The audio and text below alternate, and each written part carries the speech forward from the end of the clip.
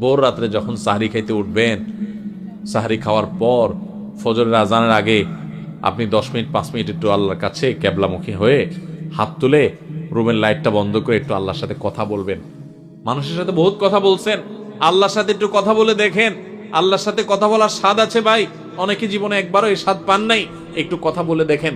ভোর রাতে সাহরি খেতে উঠলে 10টা মিনিট একটু হাত তুলে কথা বলেন।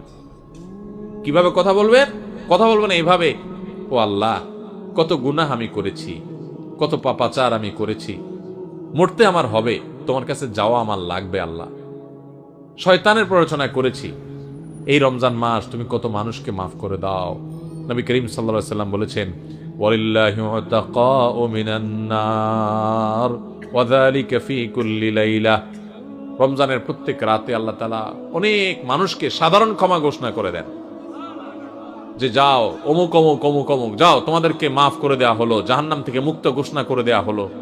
আল্লাহ কত মানুষকে আপনি সাধারণ ক্ষমা করে দিবেন। আল্লাহ আপনার সাধারণ ক্ষমা পাওয়ার জন্য কোনো যোগ্যতার দরকার হয় না, আপনি চাইলে যাকে তাকে মাফ করে দিতে পারেন। দুনিয়ার প্রেসিডেন্ট প্রধানমন্ত্রী চাইলে একটা দেশের যাকে তাকে যা খুশি তা দিয়ে দিতে পারে। তাদের যদি ক্ষমতা, তারা তো মানুষ। আল্লাহ আপনি তো মহান সৃষ্টিকর্তা, আপনি তো চাইলে আমার সব অপরাধগুলো মাফ করে আমাকে ফেরেশতা বানায় ফেলতে পারেন, পারেন না আল্লাহ?